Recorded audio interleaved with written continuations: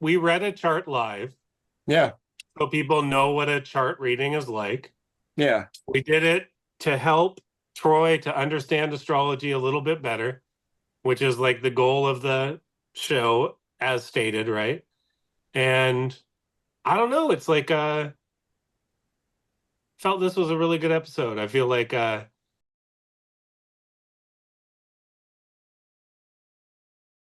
do we start this, guys? I mean, what's It's the just best what do you think the best way that people would find us interesting? Like, what do you think we should say to people? Or should we just go to my chart to start? yeah, I we don't can know. do both. Intro the show, Troy. That was Welcome me to Astro. introing the show. Well, okay. that was a meta intro then. That's pretty cool. Yeah, we're reading Troy's chart. That's what's Yep. going on. Reading And we're Troy's doing it chart. because it's fun. Because it's Yes. fun. Reading a Yeah. chart is fun. Yes.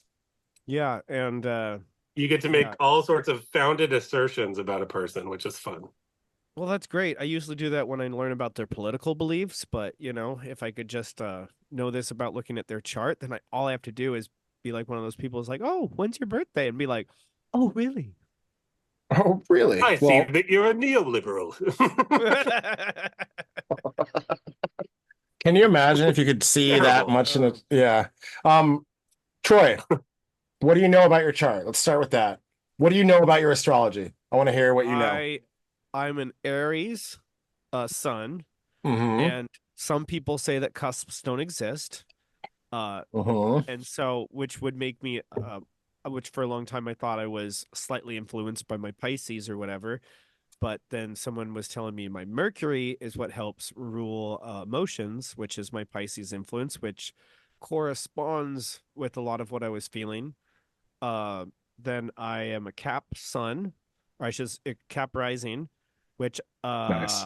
I He's thought got it. was I was a Leo rising for a long time, which someone I will not call out, but we all have as a mutual friend who told me the wrong thing, and I still have that printout she gave me from years ago that is my wrong information. And yeah, I'm one of those people got Does she hurt. live My near big you? three was yes. Okay, I know who that is for sure. Good. No, me too. Me too. Yeah. And- but it was like that was like 15 She's years cool. ago. Ah, So it's just one of those interesting things that it's like somebody's like, "You're a Cap rising." I'm like, "Fuck off." No, I'm not. And then they're like, "Oh shit."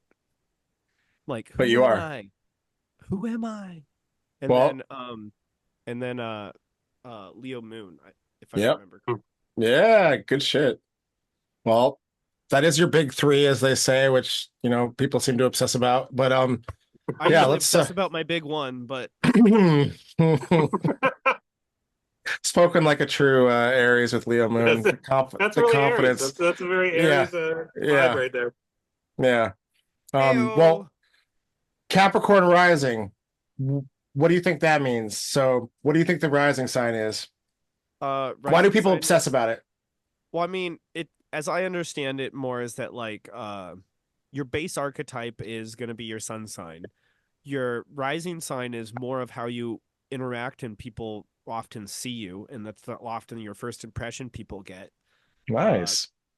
and then your moon sign is going to be much more like how your subconscious works, or how your inner dialogue kind of talks to yourself, and Nice. that kind of stuff. Or also can be how you feel about things, in a Hmm. certain way. But um, that's how I understand it. Hey, and you act Yeah. like you don't know Nice. astrology. That's not bad. Yeah. No, but that's like Nice. I just told you basically my entire understanding of astrology right there. It's not bad. Yeah, no, the you're right. The rising is in a way like it's from my understanding, and Mike jump in anytime. It's the persona, the mask we wear. The when you walk into a room and you don't know anybody, it's kind of your outward personality before anything else is known about you. It in some ways can govern how you come across physically. And yeah, and yours is in Capricorn. So yeah, you definitely come across. I mean, when I first got to know you, I definitely didn't think you were an Aries, and I definitely didn't think you had the Leo moon because at first, we were trying to interact with each other, and like in like my case, it's easier for me to talk about like a Libra rising, like I come across pleasant and like in a way where I try to like I'm always trying to relate to people and always trying to be like, oh well, yeah, let's go, let's have a conversation, let's like and I'll put on a smile even if I'm not feeling good. Cap rising might come across more solemn and more struck like more just reserved in some ways. But again, it's just the outer shell that people wear. But I think when we're looking at a chart, like one of the first things to look at is the rising sign, because it also then sets up the rest of the houses. So you can kind of look at, well, that's the beginning of the first house. So then you can see, okay, well, then it means that then you probably have the next sign on the second house, the next sign on the third house, which without taking into account intercepted houses and signs. But yeah, it sets up the rest of the chart, which then you can then look at, okay, you have the moon here, you have the sun here, Mercury here, Venus here, etc. And yeah, with you, like, yeah, you definitely like, I mean, even right now, you come across as more like your facial expressions. That's one thing to look at with the rising sign, how someone presents themselves in a very basic way. And yeah. If you want to jump in, Mike, but yeah, you Yeah. In a second. Yeah, you're good. Yeah, so I'll go into big three for just a second. Yeah. It totally makes sense that people might not read you as an Aries right away. I mean, it absolutely does. If you with especially with so much fire in your chart, you've got your sun, Venus, your moon, Saturn, Uranus, and Mars all in fire signs. So you've got a very fire heavy chart. So it's really a lot about self-expression. That's your goal, but you really mask a lot of that with your cover, your person that you put forward. It's more reserved. The image you project is more reserved, more responsible. You don't like let that out for everybody. Having Capricorn as your rising means that Saturn is your chart ruler, and Saturn kind of gives more of a serious, practical bent to your energy in general. And Saturn, your ruling planet, your chart ruler is in the 10th house, which it's at home in. So the more that you kind of follow that Saturn, be responsible, hold back, too much excess fire, actually, the better off that works for you in your endeavors. So it's kind of this constant struggle a little bit between what you express and what you hold back. That's what I see. That's what kind of popped out in my chart is like that Saturnian influence, like overexpression and underexpression, and like kind of moving between those two poles. Yeah. So I don't know. Did that make any sense? Yeah.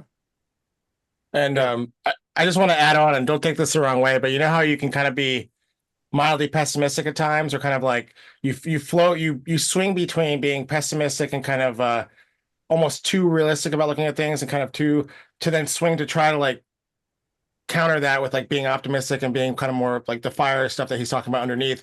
Like, again, being pessimistic has its value. I'm not trying to criticize you at all, but you do have sometimes when you can come across as like, and this is not picking on Troy time, it's explaining astrology to Troy, but it's you can kind of sometimes like come across as like more pessimistic and kind of like be like more down about things, but then it will swing and you then mix that with trying to like be optimistic and find yourself and kind of like find the value in like the experiences you have.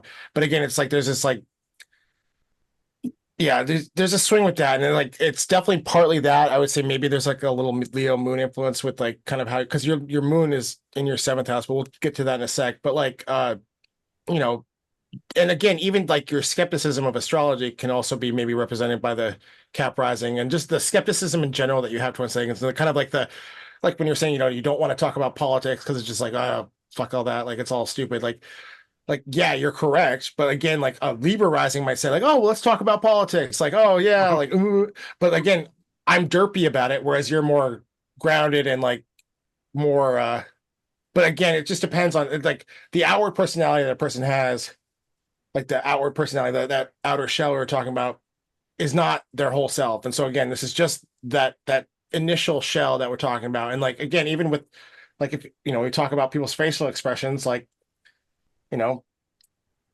don't smile necessarily as much as maybe I do. And that's also probably a Capricorn thing. Again, it's not a criticism. These are just the qualities of a Capricorn rising. And like, it doesn't mean that you're not happy. You could be fucking joyful inside and then have a more stoic face or more solemn face. And that's Rusty definitely bastard more. face. Yeah, exactly. And that's not, again, not a criticism. It's just a way of expressing, like, that's a way that Capricorn rising might come across. Whereas like, Saturnian. yeah, exactly. For The real. Saturnian influence. And, but you also, you know, have very strong qualities of like, yeah, being very like, you do focus on trying to like have a structured view of like both reality and then yourself and the way you come across towards people and how you present yourself to people. And like, again, we'll talk about you and relationship stuff if you want, but like, it might, as you quote unquote express the fire in yourself more, it might come out more and it might, you know, help to balance out that. Because again, especially when we're talking about going on like a first date with someone or initially meeting someone, it can, you know, people will just read you at on a first basis value. And so like, you know, learning to like let your Aries energy especially come through your Capricorn rising will really help, I think, in that initial first impression with people. And yeah, so I hope this isn't too much for you, Troy. I'm not trying to criticize you at all. It's really just trying to explain like Edit all this out. I don't want any of this to go live. I'm too vulnerable right now. Please, please stop being so accurate. Oh, Yeah. okay. I'll be a wait, little bit. Are you serious or oh No, I'm I'm partially joking, but if I Okay. can say something and make a joke at the same time, Yeah. I go respect? for I like it. that. Yeah, But yeah, I hit both buttons. I hit the funny button and the thing I mean at Oh, the same time. And yeah. some people are like, "Wait, does that mean he's being sarcastic?" It's like, no, it's like some jokes can just be funny because they're true. yeah. Mhm. That sounds very Capricornian or Saturnian too. It's like, but yeah. Anyways, so Dark humor is the specialty yes, of Saturnians, actually. exactly. And ironic humor is one of the specials too. Yep. What also jumped out at me when I was looking at your chart, Troy, is you got Jupiter in the first, which is great for self-development, and you've got it in Pisces. So there's always somewhat of a spiritual quest that you're on, wherever you happen to be on it at any one time, or which direction you're going for it, who knows necessarily, but the path is always there and it's always like a goal. Jupiter in Pisces is kind of a blessed position, considered benefic, I think, or pretty sure, because Jupiter was the old ruler Yeah. of Pisces. Oh yeah. And in the first, it really blesses your ability to build up yourself, especially when you're following your spiritual path. And you'll get the pings from the universe to tell you when you're on the right path. And you'll also get kind of the big symbols when you're not, you know?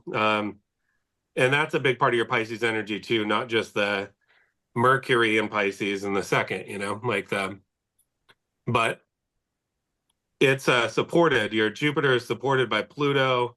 It's supported by Neptune. So all the big heavy hitters are pretty much supporting your ability to kind of go on that quest. And that quest is probably one of the more important things in your life. Although I would say that relationship is going to be a big part of it too, with your moon and Leo.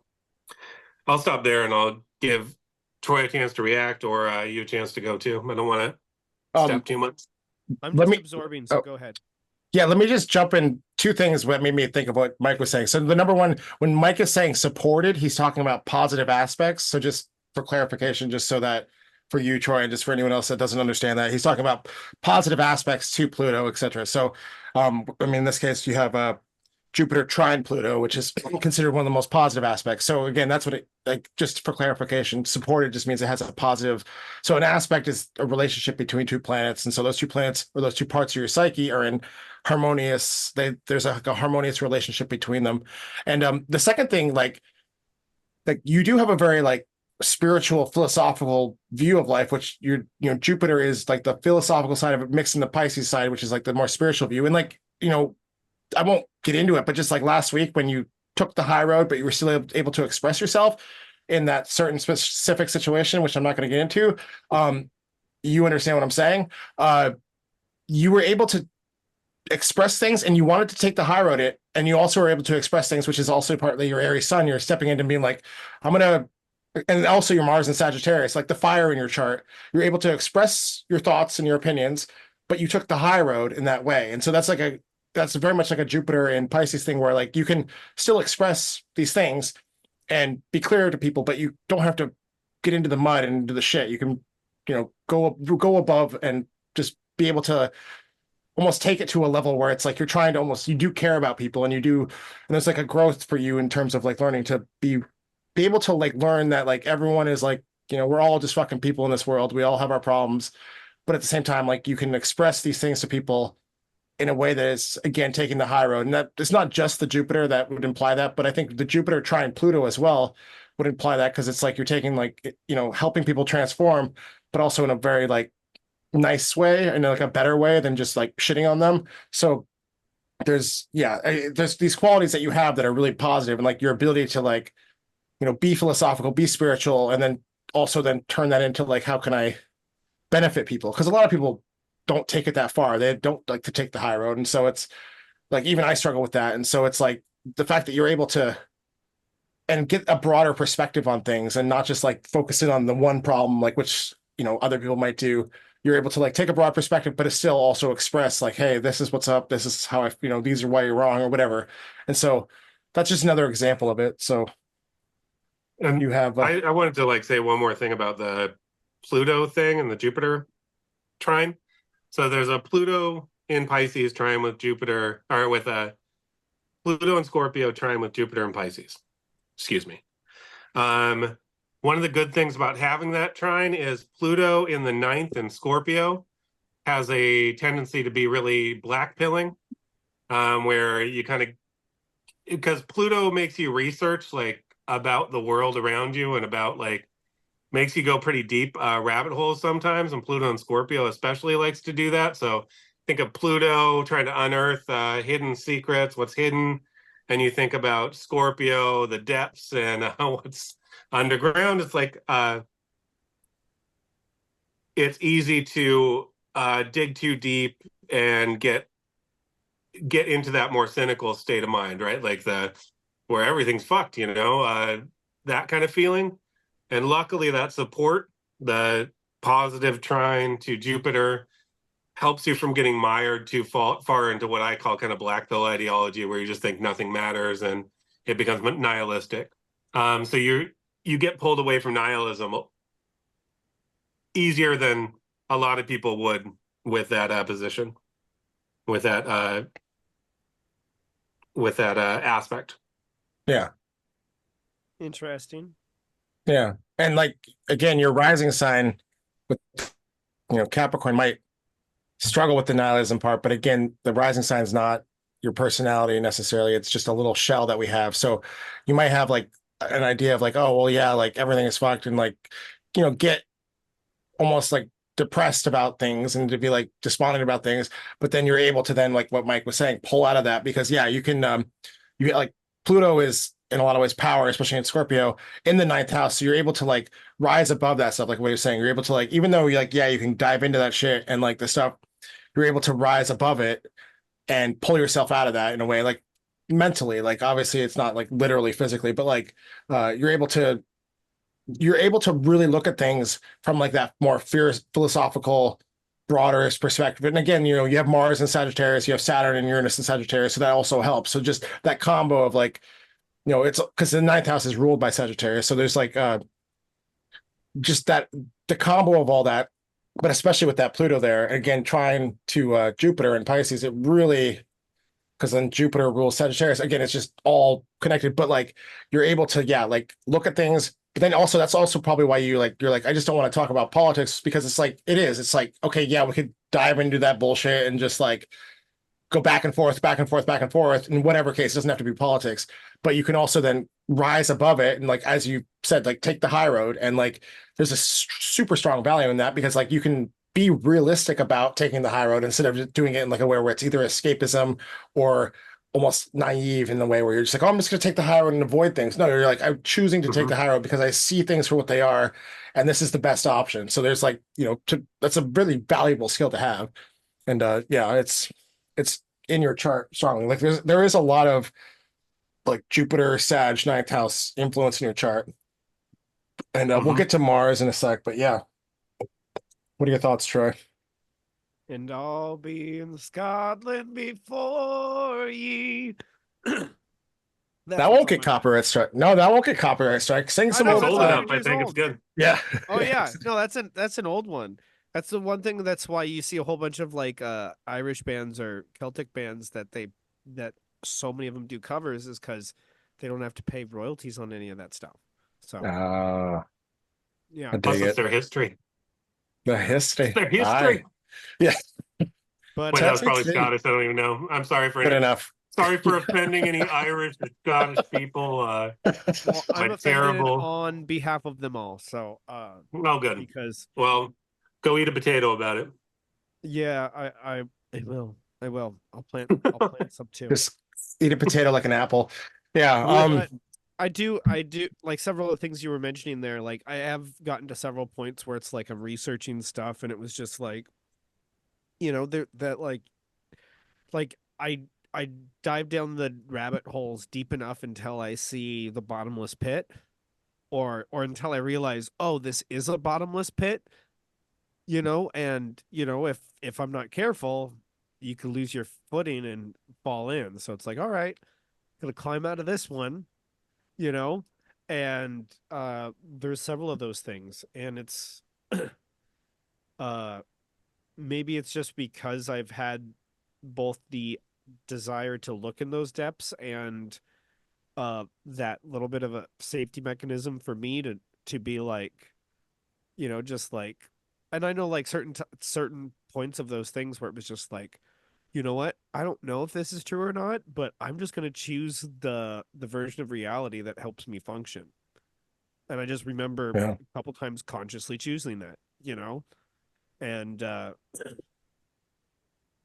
yeah, I think that anyway, just as a short, I think it's Oh, important yeah. for us to know things, but the problem, like I've said this to you guys a few times, it's way harder to convince people on how bad the problem is than to convince people on why the solution works. Just as a general Interesting. rule of thumb, with like Interesting. yeah, especially when it comes to politics. And that's the main reason I don't want to talk about politics, is because it's like everything comes down to sources and all this kinds of stuff. And you have to like essentially go through this whole epistemological journey, you know? And it's just, but some of the problems you can't have people understand why we need a solution for something if they don't understand there's a problem. So, you know, but that's what pain's for. I'll share my screen to you guys. Again, Mike's right. The glyphs are really fucking tiny, but that's fine. Nice. Yeah, the other thing is second house sun. So I want to talk about that a little bit. You have second house sun is known for being able to make money. Actually, it's a money making sign or a money making placement, but it's in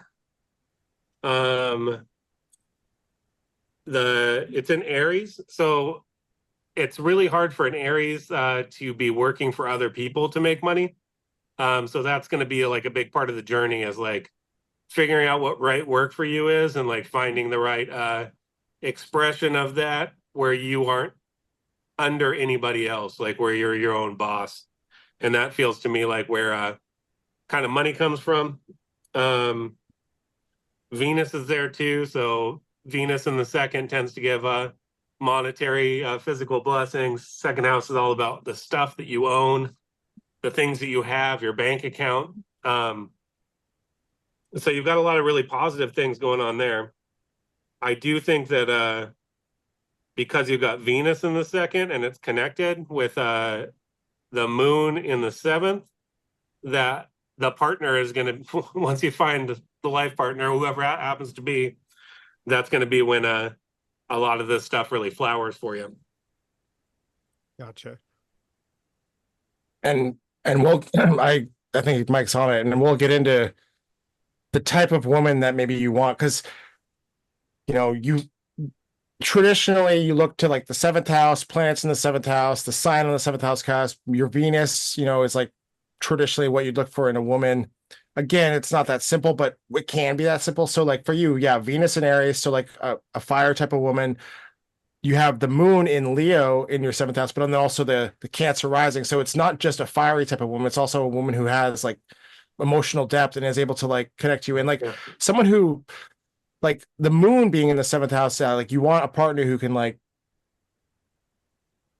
be able to like read you in a way and like be able to like connect to you on like that deeper level of like what you were talking about, like our the running voice in our head, basically our day-to-day, moment-to-moment emotional and also mental response to things. And it's like you want someone, and we've talked about this, and you correct me if I'm wrong, but you want someone who is both has like, is smart, who has the ability to connect to themselves, to connect to their emotions, to be in touch with their emotions in a healthy way, but also who's like, has self-confidence and who values themselves and has self-worth. And like, you know, maybe not self-worth like in like a in like an earth sign sense, but like who respects themselves and who expresses themselves. And like, you're looking for someone who, I mean, again, correct me if I'm wrong, but like from the chart, you're looking for someone who like balances those two factors. And especially with the moon there, and then you have Cancer on the seventh house cusp.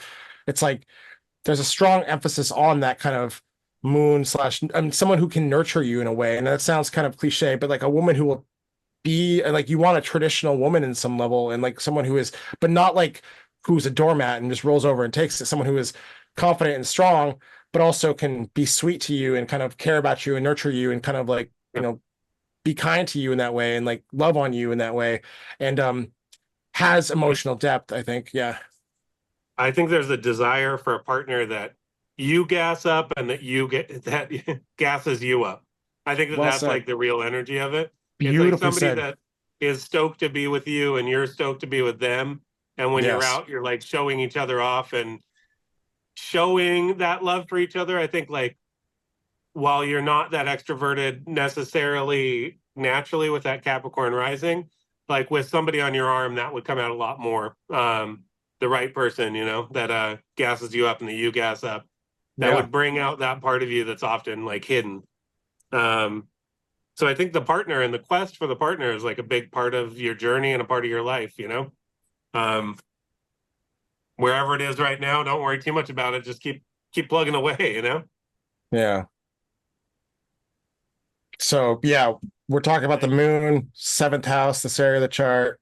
It's trine your Venus in the second house. And like I agree with Mike completely. I think that's beautifully put. Like you want someone who can meet you at your level and like as he said, gas each other up and like really like build that up and like, your level of like self-confidence, because Aries, both in your sun and then also in the Venus and the person you're looking for, it's like you want to be confident and be kind of express that confidence.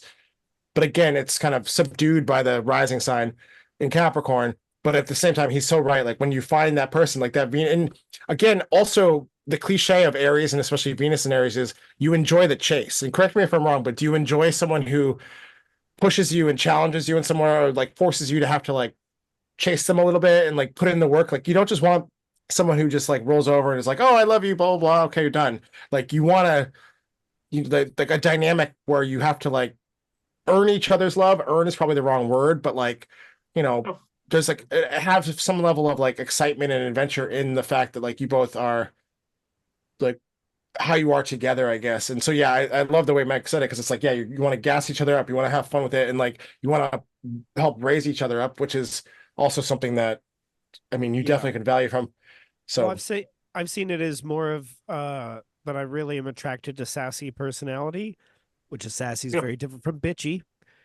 Sassy is the kind of Well, it's a matter of probably perspective. it is, yeah. I was gonna say those are two sides of the same coin. Well, Yeah, but that's like saying kind and nice. In the way that I'm using it, they have distinct definitions. Bitchy is coming from a negative place where you're externalizing information from outside of yourself. Sassy is From inside positive yourself. ego, positive Yeah, ego kind of. yeah, No, yeah. sassy is maintaining the play state, as far as I'm saying. Yes, the play state. So you're gonna call word. people out. You're gonna be real about stuff, but you're gonna make sure that it stays playful. That you're not escalating to something else. And Yes. that's what sassy does, which is different from being bitchy. So, and Are you looking for that a brat? I mean, I guess, but I don't. For me, I don't mean Brat. that in a bad way. I mean, like, No, I as get it. I like, get it. there's for a me, Brat's more Brat's uncalibrated okay. than the other, because someone's going to be like a young Brat or whatever. So it's like they don't necessarily understand their effects on the world necessarily. Is how I mostly Hmm. understand a Brat, which No, can no. still be playful and naive or whatever, but usually comes off abrasive. Oh yeah.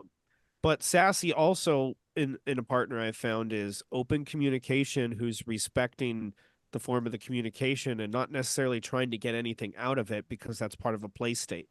Is like it's just like the play state is Play winning and state. losing is far less important than actually maintaining the continuation of the game. To keep Yep. having fun. That the fun is more important than winning, and that Fun. they've shown this in studies that like like if one person's winning all the time, the other person doesn't want to play anymore. So if they Yeah. want to keep playing, the other person's going to drop their ability level so the other person can win once in a while, and that's just because otherwise we're just sitting around bored if we're not playing. So we're Yeah. prioritizing our relationship and prioritizing the fun and the cooperation over the me and the survival. Yeah. That's No. so yeah, Yeah. just so that I was just echoing back what you're saying a little bit in the way that I understand it is that, I want someone who can call me out and address that stuff, but still do it in a loving, playful way, and that also means that that nothing's being held back either. You have open communication pathways too. Yeah. Hmm.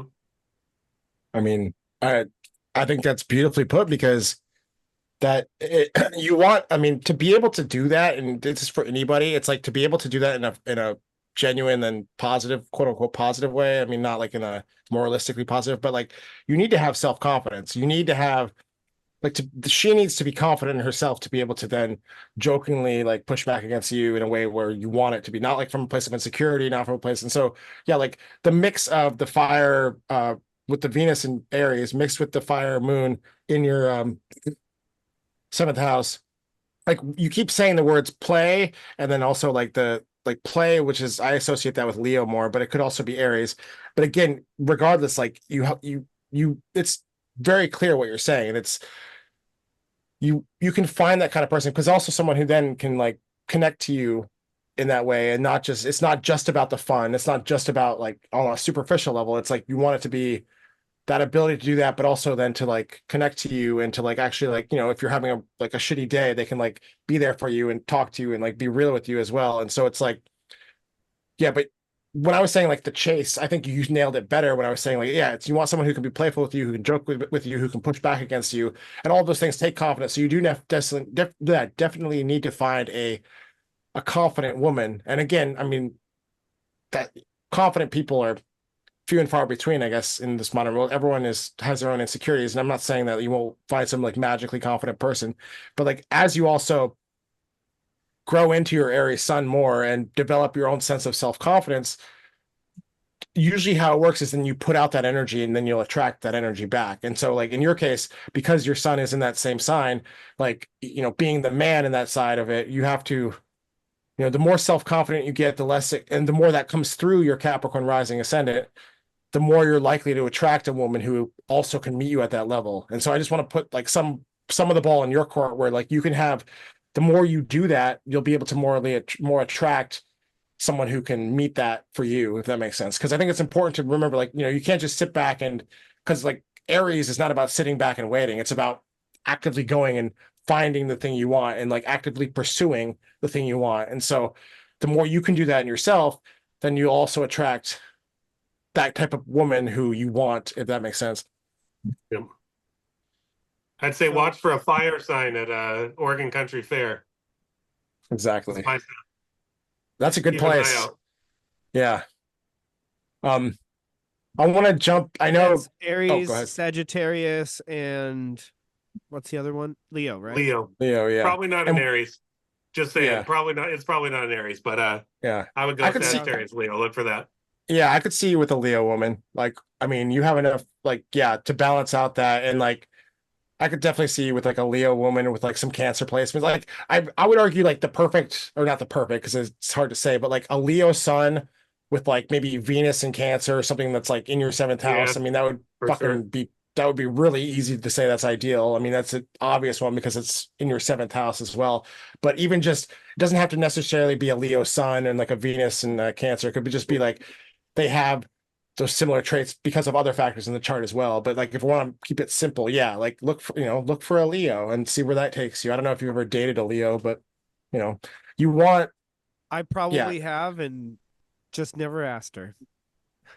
fair enough. I mean, how do you know? Yeah, yeah. But again, that's keeping it super simple. I mean, obviously there's other factors you could take into account, and like you don't have, it doesn't have to be a Leo necessarily. It could be a Cancer sun with a Venus in Leo or a Mercury in Leo. So it's because that will happen more likely. But yeah. So I think, yeah, it's again with that trine, as Mike was saying earlier, you do have, I mean, it's a very positive thing. Like it's really like you just have to open yourself up to that. And you already have been and you already are.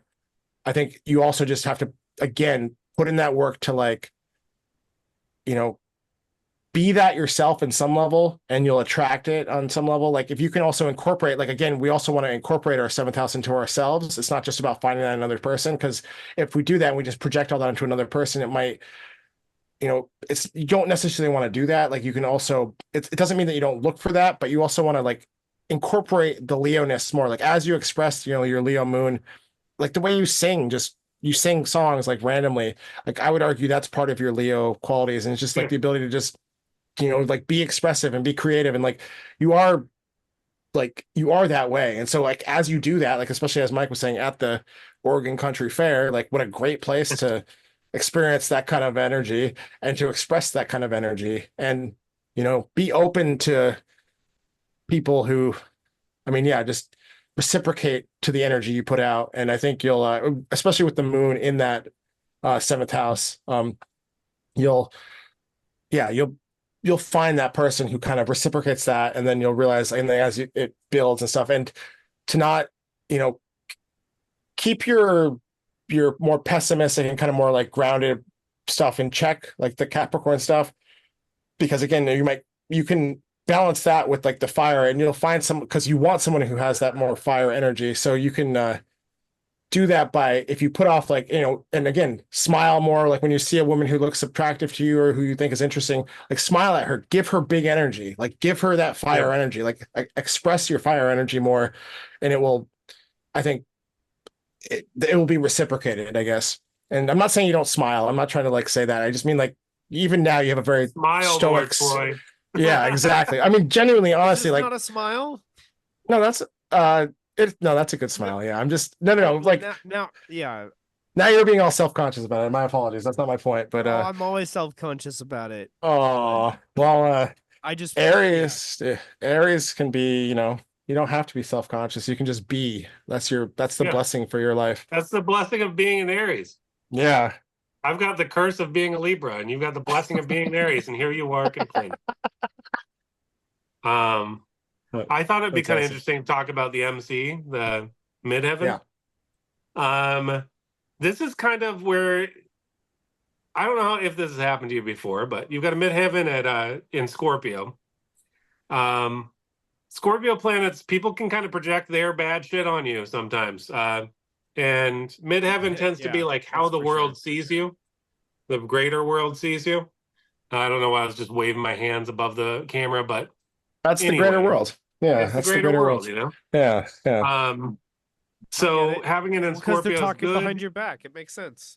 Yeah, you'll get the shit every once in a while, and sometimes you get cast as the villain in like the local play. You know what I'm saying? Whether you want to be or not. So it's like I think that might affect some of the dourness. Like that might be kind of connected with the Saturn, the Saturnian energy in the front too, as the midheaven being. And why I try to stay away Scorpio. from politics, just because smart to stay away from politics, you're the problem. especially where you are. Yeah, you can get yourself in trouble real quick. Oh, I'm Um, already in trouble. but that if you think about that, like what's cool about that is you can be kind of seen as the mysterious person that kind of keeps their own counsel too. So there's people that will actually come to you because they know that you're not going to just repeat, like come to you one on one, because they know that you're just not going to repeat, what everybody else is telling them. So you keep your own counsel, which is a good thing. But it makes it easy for people if you're different than the rest to like kind of shit on you. Or villainize you. So you have to be comfortable sometimes with being the villain in a situation. And that can be really hard for Aries energy because Aries really wants to be the hero.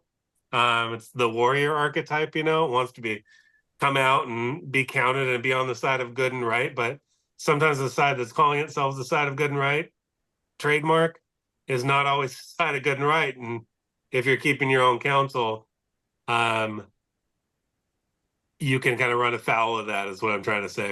If Yeah. that makes any sense. I'm Oh, sure it's it happened does to me many actually. times. Yeah. Yeah. I've It's been actually dogpiled. supported, trined by your Mercury. Um, so the way you communicate in a way that kind of reinforces this public vision of yourself, not the negative parts, but the positive parts too. More of the positive parts than that because it's supported. And you're Um, able to talk about those things. Yeah. yeah, yeah, Oh being yeah. able to communicate like when you're going through it, like how you're feeling it, actually is really powerful for people that like if they put you in that villain category and then come back to you later or actually talk to you about it, if it's not just all behind your back, um, you can actually learn a lot from those kinds of conversations, and also learn a lot about who's putting that on you too, because if people are projecting their kind of unconscious shadow on you, it's good to know who's doing it.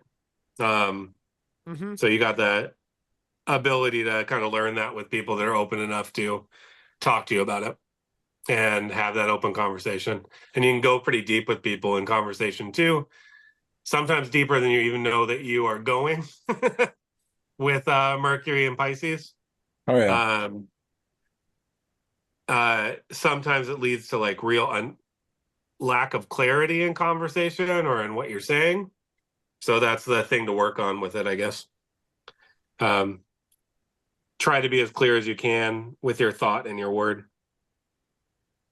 And you'll give less of an option to become the villain, I guess. Yeah. Less of an ability to have that projected on you. Yeah. Yeah, for sure. No, Yeah.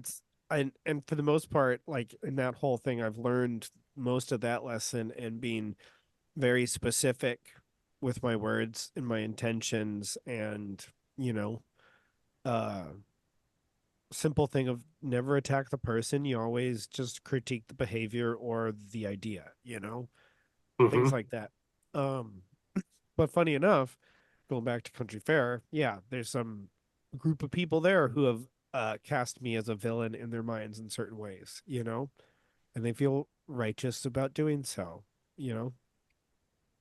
But luckily, I do not have to associate with them. Yeah. Yeah. Oh yeah. But But you still have yeah. to see them, and that's annoying. Well, yeah, I mean, well, it's possible to run into them, but that's life, But there's a difference between uh seeing someone without any obligation to interact with them is very different, Hmm. you know. Uh, but yeah, the I've been one of my ex-girlfriends in high school literally called me the villain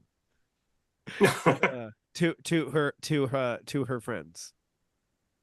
Ouch. So, Yeah. like, Like recently quote, or when you were in high school? in high school. Yeah. Oh Okay. yeah. Yeah.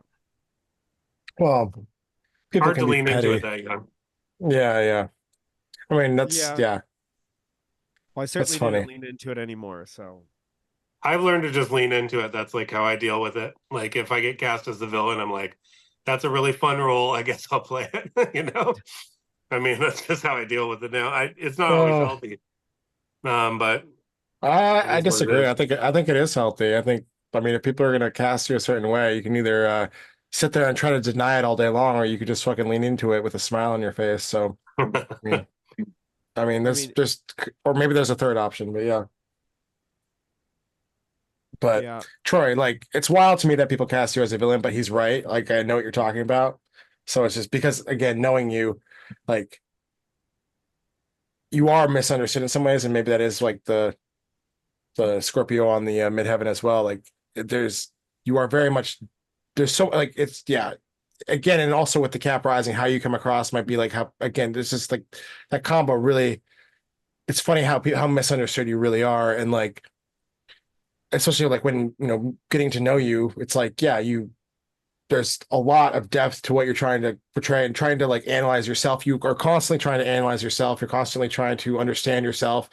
And you always do these different things where it's like trying to like improve yourself, different like different things, different philosophical things, etc. And like, yeah, like it's wild to me that people would do like, I mean, whereas like someone like me, I can like be a complete shithead and then just put on my Libra smile and be like, oh, me, I'm not the villain. What are you talking about? Whereas like you do nothing and then people will cast you as a villain. Again, I don't know why the Oregon Country Fair people can cast you as a villain, but it's like whatever bullshit. Like again, they probably it's again Scorpio can also be about projection. Libra is well, also projection, but Scorpio can be about projection as sure. well, where it's like I people I got project these things onto you. Yeah, go yeah, ahead. I got. Well, I mean, yeah, I got picked on a lot growing up. It was just Mm, and as I saw it as the time is that it was like I was the lowest on the social totem pole without being mentally deficient. So that so I was like, oh, we can pick on him without cost to anything, and no.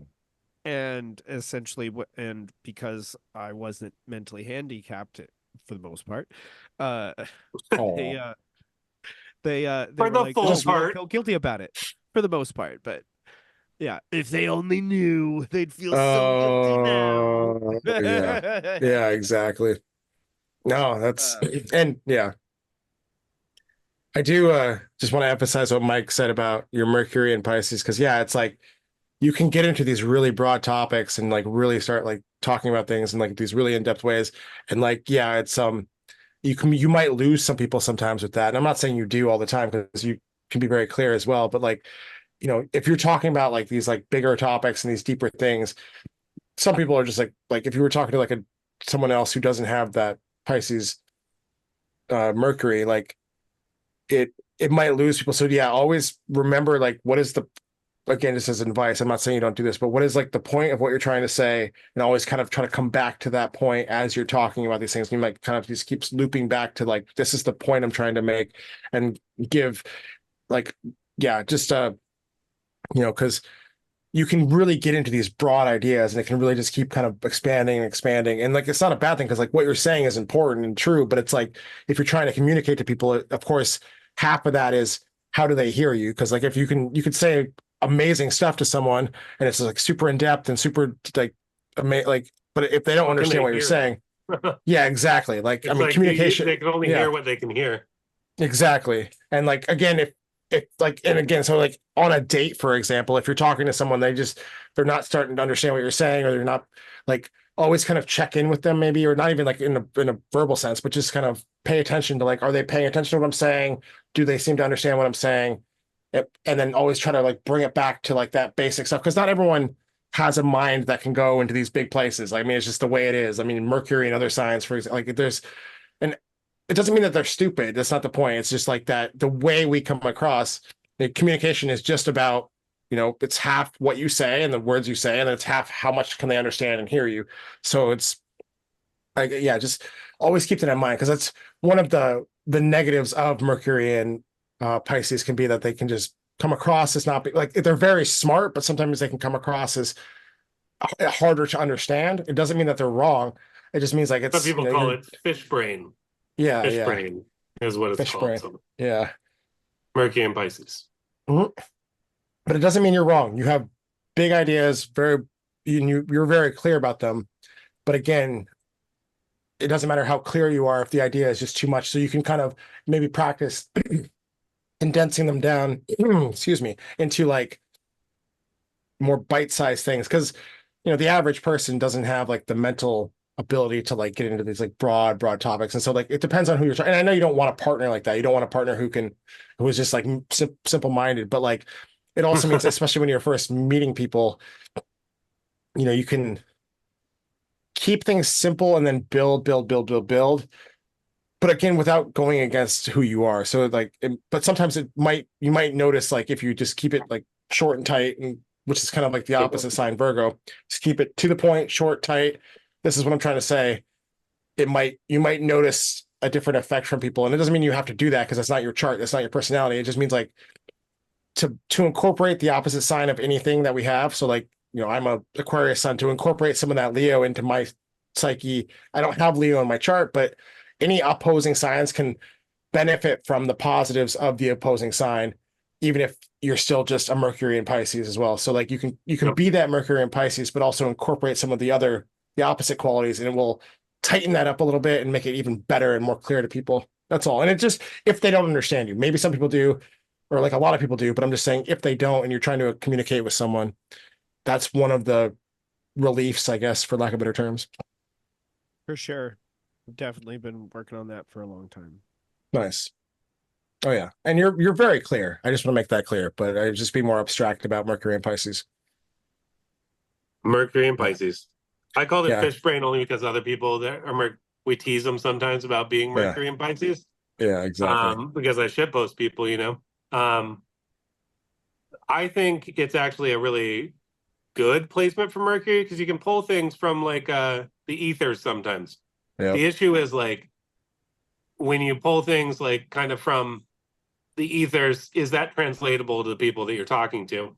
So it's like you gotta know where you are, know who you're talking to, guess where your audience can kind of what they can hear before you try to speak it. Because otherwise it's like you ever watch Peanuts and the parents when they talk, it's like wah, wah, wah, wah, wah, wah. It's like wah, wah, wah, wah. That's like if you're saying something It's and a they have no, trombone. yeah, wah, wah, wah, wah, wah. It is. If you're talking to somebody and they have no reference points for what you're telling them, it's kind of like us talking to you about astrology. You have some reference points, but you don't have them all, right? So we'll get to some things, and you're like, we're just saying, wah, wah, wah, wah, wah, to you, right? exactly. I mean, oh yeah. You're like, you guys are so quiet. I'm like, yeah. Don't know because what you guys are talking about. I'm hearing trombone noises right now, right? Yeah. So it's like, I think that was and that's like always the issue is trying to have enough clarity, know who you're talking to, know what they can understand, you know? And there is this issue with fire signs that they got to be careful of in like the dating world that I'm just going to throw out really quick. Being too self-referential, talking too much about like your own interests and like what you're into is the big danger of fire signs, like especially with first meetings. Trying to be your opposite a little bit, like be more like Libra and pull in like what they think about things. If you take that on as a practice, it tends to help a ton. Doing your best to be really to make sure that you're not taking up most of the conversation. Try to make it as 50-50 as possible. And that's just a general fire sign dating advice from me. Oh no, I'm gonna second that and just add to it. Yeah, exactly. Like for everything that you want to say, ask them. So like you say one thing, ask them about something about them, even if it's boring to you, which like again, like it's channel all the air signs. And again, you have the Mars and Sag, you got the Venus in Aries, and you got the moon in Leo. It's like, and the sun in Aries, like channel. So like for everything that you want to say, ask them about what they, even if it's boring, like ask them like, oh, well, what about this? I mean, you can, it seems contrived and it seems boring, but again, you don't want to dominate the conversation in that sense because it will turn people off. And it just is a reality. It's not just you. It's like, this is general dating advice outside of astrology. So it's not even about just the astrology, but through astrology, we can see it as the dynamic between the fire and the air signs. And like, it's, yeah, like, you know, a Gemini type of person, like whether Gemini Mercury or just Gemini Sun or whatever, might ask a lot of questions about the other person. And then the opposite sign, Sag, would love to just talk about themselves and talk, and these are my ideas and blah, blah, blah, blah. And then the Gemini side will be like, well, tell me more about that, blah, blah. But you're good at the talking your thing and saying what you want to say and having your ideas and presenting yourself and all that way. But yeah, again, Mike is right. It's you do have to channel that other side of it where it's like, yeah, like just tell me about you. Tell me more about that idea. And like, then you'll say, oh, well, I think this about that, but then I want to hear what you think about that. Like always in the back of your mind, remind yourself like, okay, I need to, again, this is just conversation, how conversations work. And I know you know this. I mean, it sounds like we're preaching like some dumb shit to you, but it's like to always have that in the back of your mind. I know you know how to communicate. That's not my point, but it's, I'm an Aries, always have that. So, you know, yeah. break it You down want to to talk. me. Yeah. Well, and you have also Leo moon, which Leo can be very much about the self and they can forget that there's even other people. I mean, unless you're the people who are staring at them and giving them praise, they can forget that there's other people with other feelings and other needs. And so to always remember in the back of your mind that you know, this is another person, especially like when it's about a relationship, like you want that person to be your partner and to be with you for the rest of your life and all that stuff. It's like, you're going to have to, I mean, anyone would have to put in that work to, again, like, you know, even if you just want to keep talking about yourself, pause yourself and be like, well, okay, but also what do you think? Or like, there's a classic, this is like the joke about Aries and most of the fire signs, but it's like, blah, blah, blah. They're talking and they're talking and they're talking. And then they stop and go, well, enough about me. What do you think about me? It's like, that's such a perfect, like fire sign, especially like probably Aries and Leo thing, because it's the joke is that they're asking about themselves to you. But again, remember that, like, enough about me. What do you think about me? Again, it's not literally like that, but it's always to remind yourself to stop and go, oh, well, what do you think about this thing I'm saying? Because it then opens up the door for them. But I don't know. So enough about me. What do you feel more about me? Exactly. So you love that. You love that. Yeah. No, a fire sign was the one who told me that one. So yeah, they were a fire sign rising, fire sign sun. I think they were a Sag rising with a fire sign or a Leo sun. And then I think they had an Aries moon, which just makes it fucking perfect. But yeah, exactly. But they knew about astrology and they made that. Really quickly about your chart, you really lack air. That is like the thing that you lack, which is like the ability to get distance from yourself, from your emotions, that detached sense. You don't have a ton of that in your chart. So it might also be useful to find a partner that has more air just to balance that part of yourself. So don't just hold yourselves to Leos at Oregon Country Fair. Definitely be open to Gemini and Aquarius. I'd stay away from Libras, they're hosts, but you know, other signs. The air signs are pretty good. Yeah, I would say Aquarius is a great sign. I will say that.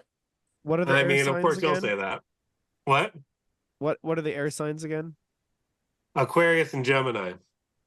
And Libra. He's forgetting about Libra. Come on, don't leave that shit out. I mean, I dated my opposite. I don't know if you could do it, Troy, but maybe. Let's see. It's all in your 8th house. It would be pretty rough. I'm just saying. It's in your 8th house. Wouldn't be easy. Oh, interesting. Yeah. But and Aquarius would be good. It's in his 1st house. I mean, well, you said my moon is in the 7th house. Maybe I do need to bring on the age of Aquarius. Maybe Jupiter just needs to align with Mars. We'll be good. Yeah, it's not aligned with Mars. Yeah. What Take it away, Troy. Yeah. When is that going to happen? What? The age of Aquarius? No, we going there? Jupiter aligns with Mars. I mean, it aligns with Mars like all the time. It's not very rare. So the moon in the 7th house and Jupiter aligning with Mars has happened like a million times since that song came out. Okay, but when is it happening? And peace has yet to rule the planet, is all I'm saying, and love has yet to steer the stars. But maybe soon. I have yet to rule the planet or steer the stars with love. There we go. There we go. That's what we need. We just need you to take over. I'm not trying to go too hard on you. We're trying to keep it a little light. I'm not gonna like sit here and like, but I do have actually. I want to talk about your And right 11th here we house Maybe still stuff. think have of Mortal you. No, Kombat I'm real just quick. kidding. Finish him. Finish him, yeah, you know, yeah. But Last I want to talk, quadrant is like really all we have left. yeah, and yeah, and this is yeah. So let's talk about that. If I could just start, I'll just jump with your Mars first. Mars in the 11th house in Sagittarius. You know, we've talked. I mean, I hope this isn't too personal. We've talked about how you really do value and care about having friendships, having being part of like groups and communities. Like you always you value that very much, and you always like want to have you you know the way that your friends treat you, the way that and friendship is not just the 11th house, but it is partly that, and like you value that a lot, and like your energy is put into that a lot, and like Mars in our chart is where we put our energy. So like depending on the sign it's in, but also the house, it's like where that energy wants to express. And so in your case, yeah, you do value having like a community and having friends. And like, it doesn't mean that it's always gonna be easy because you also have Uranus there. So there's gonna be like sudden upsets and things that change. And I mean, you've had that experience with different friends. And like I think, you want to find friendship where you can connect to people and they will maintain that strong friendship with you for a long time. And like, I know Saturn is technically in your 10th house, but it's almost in your 11th house. Again, I'm not saying cusp matter, but like, I think just with the Sag influence there, um, yeah, you value that and it's important to you. And so I think it's important to honor that and like to, because Mars and Uranus, I mean, those maybe if it was like Venus, it'd be a lot easier for you to maintain like friendship groups and stuff and friends. But again, it doesn't mean that you can't. It's just like again, with all the other stuff we talked about, it's like, meeting people halfway, quote unquote, incorporating the air energy that Mike was talking about.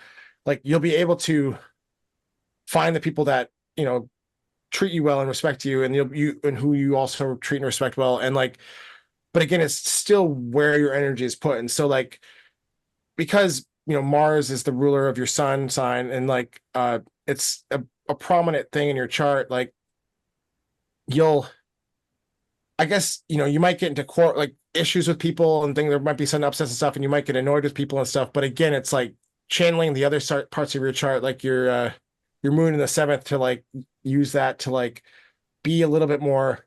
I mean, you are very caring and compassionate about the people who you connect with, and I think that that can come through stronger as you can focus on that, and it will come through stronger, and especially with the people who maybe like don't know you as well or don't understand you as well. Again, what we were talking about earlier with like how you come across versus how you actually are.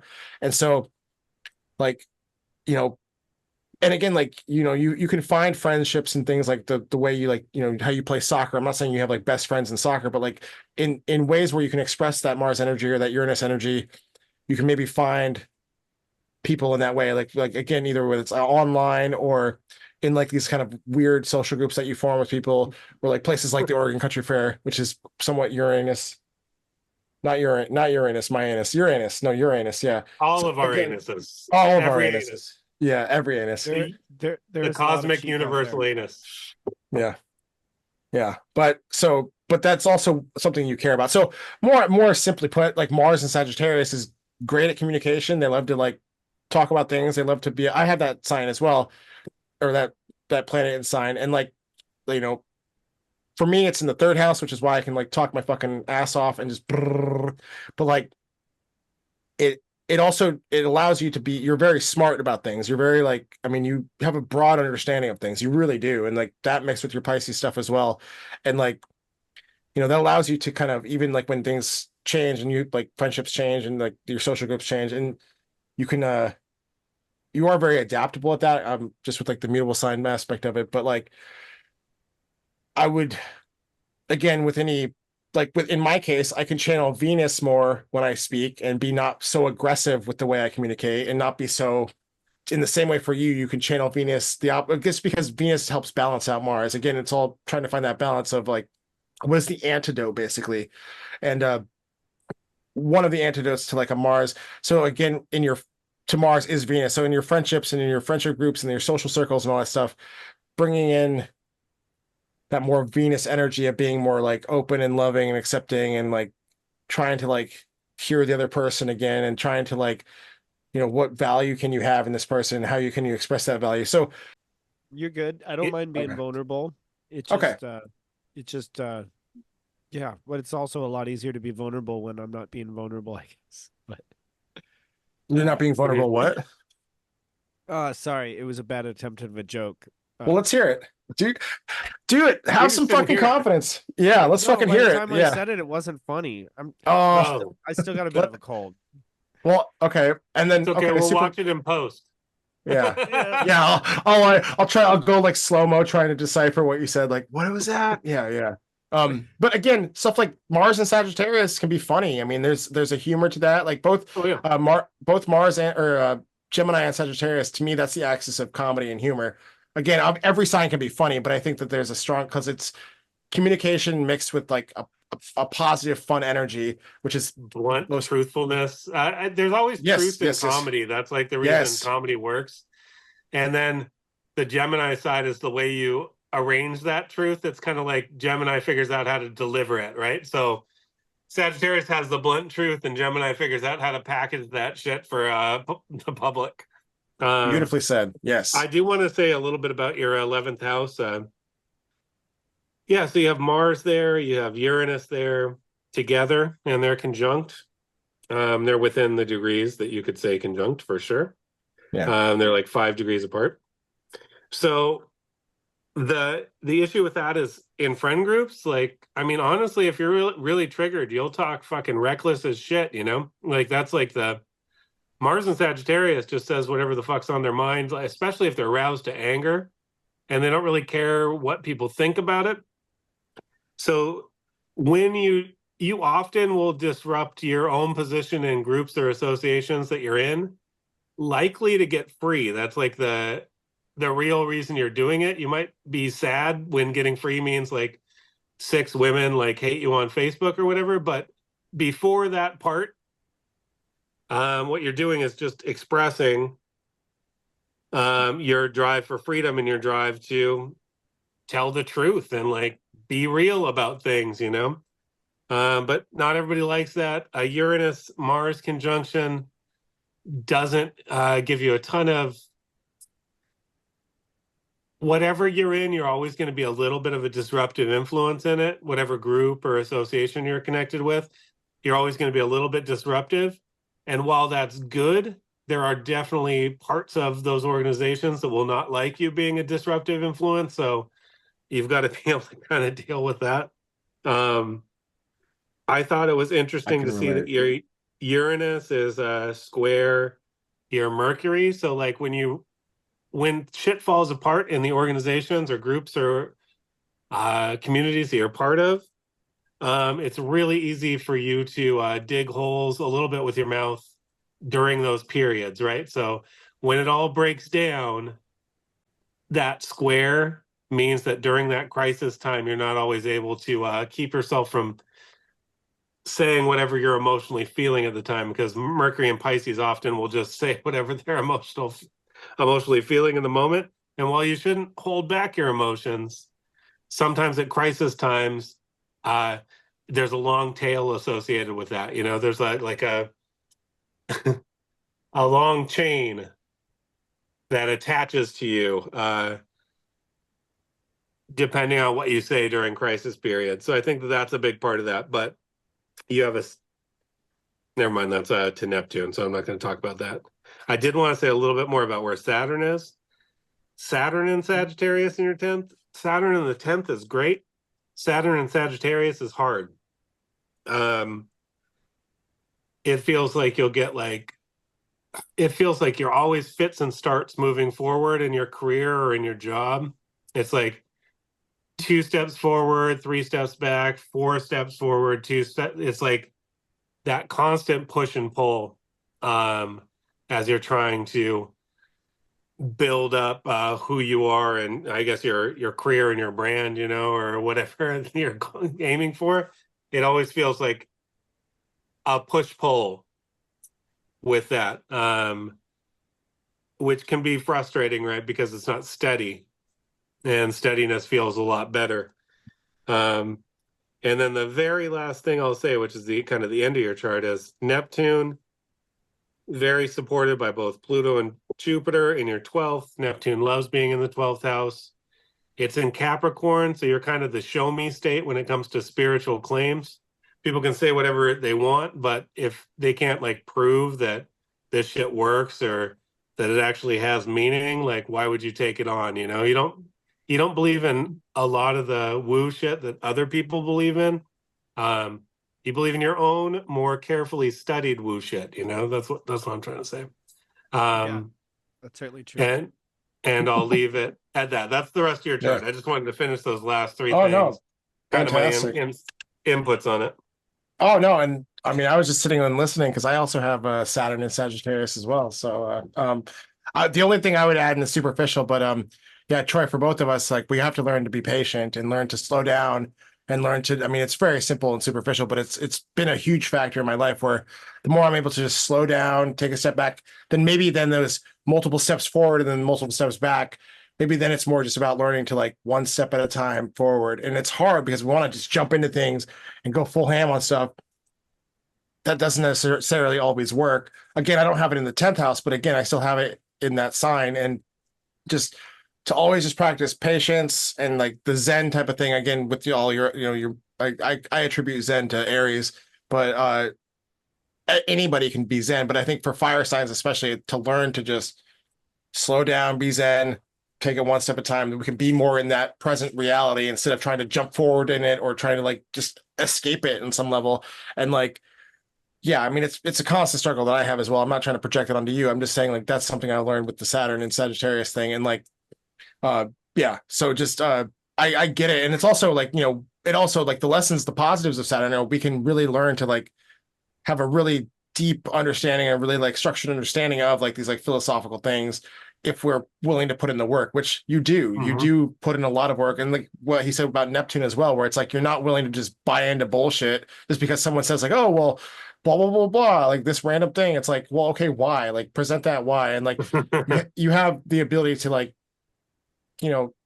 push back against, or at least like bring things back, bring these like higher concepts to a more grounded reality, I guess. And so, yeah, you also do that. I mean, we see that with the way you study these really like broad ideas and like spirituality and stuff, but you also can really, again, as long as you channel that Mercury in a way where you're clear with people, you can bring them into a place where people can really understand them and they can really be solidified in like a way that's like very deep, like in a real way, like in a way that actually helps people. And it can, again, the positives inspire people. So yeah. But yeah, so that'll be $120. Thanks, Troy. Yeah, thanks, Troy. Oh, it's already been taken out of your Venmo. Don't worry about it. Oh, wait. Let's wrap up the podcast. Great show, boys. Mike, Troy, thanks for joining. Blah blah, etc. Thank you. Fun. Troy, I hope your chart you enjoyed that. Should we call this episode Uncharted? Oh, I love it. I love that as a you got to put this in the podcast. It's Uncharted. Okay, perfect. We'll do it. No, thank you. I struggle sometimes thinking Uncharted, of names. You gotta call it Troy Uncharted. Troy Uncharted. Troy Yeah. I was trying to territory, but it doesn't work. So I tried. But just call it Troy. Yeah, Troy. Troy. No, just Uncharted is fine, I guess. I like it. Yeah, or Troy Uncharted. Yeah. No, I like it. Yeah. We did something cool tonight. We read a chart live. Yeah. So people know what a chart reading is like. Yeah. We did it to help Troy to understand astrology a little bit better, which is like the goal of the show, as stated, right? And I don't know, it's like felt this was a really good episode. I feel like oh yeah. But it was very specific to a person. But you guys told me I would feel that way about it. So well, you gotta love it, even though we did say a lot of like it was positive and negative. You take the good with the bad within each other. But I just want to say is like you guys were definitely hitting a lot of like major aspects of things that I've been figuring out about myself for my life. And you guys were just like, oh yeah, so you do this and you do that, and And it's just like, Here's this other thing. well, and it's like some of those things are things I've figured out about myself long ago and been working towards for like forever. And then some of this stuff is shit I just realized in the last few years. And it's like, but yeah, almost everything you said there was just like shit I've already more or less learned about myself, but uh it was still just like I guess it was just like how you guys put it of how certain of those things feed back on each other, you know? So being cast as the villain, accidentally letting my conjunct of the what is that Mars, and Uranus. yeah. So a Going combination crazy. of me just saying something being slightly misunderstood then being cast as the villain for all time, you know? But then they don't have any dirt on me, so then that's all they can do is I'm just constantly cast as the villain. I just want to follow up on what you said, Troy. How you were saying like how what the chart reading was like things that you knew about yourself and like things like, but that you've been working on a long time, because like that's the value of astrology. It's not. I mean, it depends on the individual, but it's not necessarily telling you brand new things. But it's like it helps. Like so, imagine if when you were like 18 years old, you learned your astrology, how that insight might then be able to be carried forth, and you would have like when you come into these issues in your life, you could actually have that perspective of like, okay, well, this is a part of me, or this is this, and this is like ways to deal with that, or whatever. Like that's the value of astrology. It's not that like it's some magical thing that like it's telling you the secrets of that you don't know. Like, yeah, you're aware of these parts of yourself, but it can help fill in parts and give you like a structured clarity that like allows you to have like then also insights into how to deal with those things. I did have one more question for you guys that I kind of Okay. like can you guys describe a little bit more of Capricorn energy for me? Because Yeah. I've yeah, I don't necessarily understand that as well. Yeah. It's like basically devil energy. Evil devil energy. No, but really, no, I'm just kidding. It's not quite that, but I was about to make a joke, but I was just like, wait, is this going somewhere? the So I was like, well, I Capricorn, know I'm a devil because I'm a white devil, but you know, the card in the tarot that's associated with Capricorn is literally the devil card. what So really? for real, yeah. So Oh Capricorn shit! is the power of the material world to weigh down the spirit in some ways. It's like the when we all have to live in the material world, right? And in the material world, you're in a very limited space, right? Like material world is limited. Like you have a certain amount of time, you have a body that responds to what you're putting into it. There's very specific rules on the material plane. And Capricorn is about understanding those rules and exploiting them and getting as far ahead as they can by understanding the rules of the material. And that's why they're considered devilish, because Materialistic. they're material they're not actually. Capricorn is like a spirit materialist. Yeah. They're because if you think about it, it's the goat with the fish body. So it's connected to the waters of spirit, but it's like also really limited energy. Like that is the problem with Capricorn is it's like very narrow, limited energy that can reach really high. Yeah. I'll let you get into Capricorn energy a little bit more, Nick, No, yeah. and I'll come back in. Yeah. No, just to follow up. I mean, so yeah, like the positives are like, hard worker, persistent, resilient. But again, also Capricorn, because it's on the sign that rules the physical body. Like, I mean, again, I consider the ascendant in the first house about like the physical self. It's there can be limitations there as well, like physical health issues, or depending on like how Saturn is afflicted, the ruler of your chart is afflicted. And like there can also be negatives. Like there can be too much pride, too much arrogance, too much of like this focus on the self, and like too much of like I'm the best and I'm gonna climb to the top. Like, and that can be a positive. Like you have the ability to climb to the top and like push yourself, like he was saying. Like you can, like it's if you look at literal mountain goats, like they individually climb up fucking cliffs that are like this, and they can just climb up it, and like no other like creatures can do that, and besides like birds and stuff, but that's a whole different animal. But like that metaphorically, like you have that ability, and like it's lonely at the top as well. So there's like a loneliness that is associated with it, a feeling of like despondency and like depression that can come, where it's you just feel like, well, Isolation. yes, exactly. And like in like Capricorn is the last of the cardinal signs, so like in a way it's like the culmination of the self, the like in the physical world, like this is who I am, this is. But again, because it's your rising sign and not your sun, for example, it's more related to how you present to the world and also your physical body, your physical self.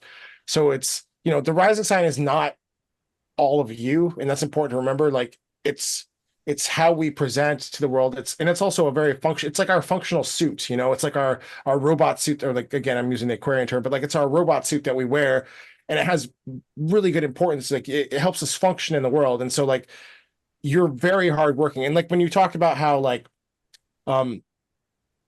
you're like, well, fuck it, I'll do it myself. Like when you were working with people, and like I think in the last episode or the one before, you were talking about how like when you're doing like construction job, for example, like you know you're like, well, if these people can't be reliable and I can't rely on them, then I'm just going to do it myself instead.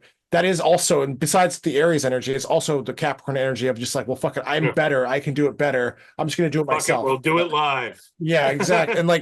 And so, but again, to watch out for also getting into too much of it, like too negative and too pessimistic and too kind of like depressed, in the sense of like, people let you down, and so you might like fall into this like feeling of, oh well, screw it, I'll just do it my own way and do things. Like that's a positive, but it's also a negative, because you don't want to like for you especially, you want to balance that with the rest of your chart. And again, because it's just your rising sign, there's all the other planets and all the other stuff is happening underneath, and again underneath in your psyche. And so it's important to like just remember that. And also, again, I want to emphasize the negatives. Is like there is a level of arrogance and a level of like and again, cruelty. I'm not saying you're cruel, but a Capricorn at its worst, like that's where he was bringing up the devil archetype. It's like there is a level of cruelty. Like, I mean, that might be more like a Cap Moon or a Cap cruelty. It's a cruelty. Yes, a cruelty. Exactly. Yeah, that's what I meant. But again, like, I'm not saying you're being cruel, but it's one of the things to watch out for. Like in the negative, it can really take you to like a place where you just are like, well, fuck it, I'll climb to the top and everyone else can just go fuck themselves down below me. And like, it's good to be able to like push yourself and be able to be a hard worker and be able to like push yourself to the top in whatever you're doing.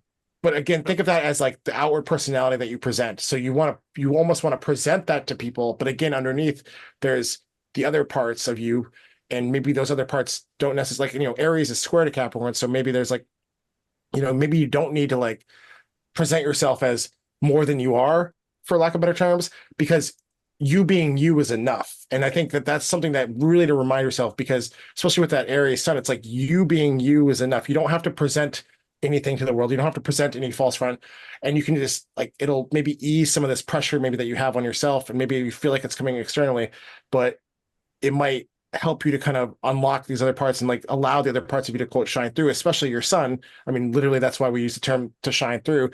And like, we aren't just born with our full sun sign fully functioning and fully expressed. Like, it's, in my opinion, like it's the hero's journey, like, Jordan Peterson talks about, where you're like the growth into the sun sign is part of that hero's journey, because the sun, again, is like one of the most important points in the chart, because it's again the center of the solar system. I think I mentioned this in another episode, but it then balances all the other parts of our psyche, because it's its gravitational pull balances all the other parts of the psyche that are going around it. And so the more we grow into our sun sign, the more then stable we become, the more fully actualized, to use those types of words, we become. And like it but again, you're not like born it. So for you to focus on then the Aries qualities, and like even just to and balance that with your moon qualities and all the other stuff, but especially your Aries sun qualities, it will help pull you out of like, so like I don't see Aries as being someone who comes across as depressed, whereas I would say a Capricorn archetype would come across as depressed or just more serious and hard-natured. And so it might help you to pull that out of yourself. And that's where I kept like saying, like, yeah, as you express more of the fire in your chart, and you do express it, but like as you then especially grow into your sun sign, you'll be able to express that through the kind of more stoic and more kind of like reserved. And like and you'll smile more as I. Well, I'm just I looking kind of at want to you. jump. Yes, please go. Sorry, I'm Uh, also really tired. I'm I about to go to understand. sleep after I'm this. giving you a hard time, but no, Mike, go ahead. I'm giving you a hard time, bro. I just have one more thing to say. So we all have cardinal risings, but they're all different. So I have Aries rising. Aries is Mars ruled, um, and that's considered a malefic, right? So the more that I lean into my rising, because you can just use your rising to get you through life to a certain extent. It's your Mm-hmm. it's your front, right? Mm-hmm. So my front is this kind of brash, abrasive Mars energy that whenever I just want to get through things, I'll like throw out my Mars. His rising is Libra. So it's like when he wants to get things, he just, oh, I'm just going to act charming and like be really nice to people and it'll probably work out for me, you know? Your rising, ruled by Saturn, that's also a malefic. The the best way to move to some degree is to respect that aspect of yourself, like respect your Saturn rulership, be careful in where you step. Often Aries like isn't careful in where they step and they end up in giant piles of shit all everywhere, you know? So like Saturn as your chart ruler is a good thing. You want to lean into it when you need to so that you can be respected, have strong position, you know? It's like there's a lot of good things that comes from having Capricorn rising. There's a lot of good things that comes from having Libra rising. And in fact, there's easier, nice things that come for a Libra rising because you don't have to work as hard because Venus treats you better than Saturn or Mars will. But leaning into Aw, your rising is thanks, good. Mike. Yeah. It does. No, It does. I mean, no, I know you're right. No, and he is right. Like the rising, I kind of tend to brush it off like, oh, it's just a shell, but he's right. It's never going to be a not a part of ourselves. And I think just understanding it as I think a lot of people put too much, like it's a balance between it's not your whole personality, because some people I've noticed will like put so much into their rising sign and only express that. But again, you also have it's not a something that's going to go away. So you it's a balancing act where you use that as like a way to like get through life and to have that. And these qualities are also innate in us. Like I was, it's the rising or the first house is like kind of symbolically shown as like where you're born. Like it's like the house of yeah. Aries, what we talked about last time. And so they're innate qualities in us. We have them very strongly. Whereas like some of the other qualities we might have to develop more. Whereas like we have these innate qualities. They're just we're born with them. That's how I mean, even as a child, like, and that's where with the children you can see their rising sign very strongly because as they're developing the other parts, that rising sign is like what carries them through to then develop the other parts. So it's not like a bad thing. And when I say it's like just a mask or just a persona, like that's not a bad thing, and that's not something that like. So I appreciate Mike pointing And that it's out because it's something you can use. That's what I was yes, most yes, importantly trying to get across. yes, It's something that's very useful and you yes, should lean into it when you need to. Um, because it's helpful. Your rising is helpful, and your rising is connected to your chart ruler, and your chart ruler is the easiest energy to run with in your chart. For yes. Nick, his easiest energy to run with is Venusian, In you know, Pisces, going with the, well, it's, yeah, okay. It's in mine's in Pisces, Pisces. Got it. And where is it at in your chart? sixth house. That's Yeah. an interesting place for it. It's not as happy there, but you know, everybody has their own crosses to bear. I have my ruling planet is Mars, and my Mars is in Scorpio in the seventh house. So I enact like I create like a bunch of conflict in interpersonal relationships, and somehow that's actually good for me. You know, I don't know what's drawn me to be a shit poster, but that's what I am, and I've accepted that role for myself. You know, and I love everybody that. has like a different role.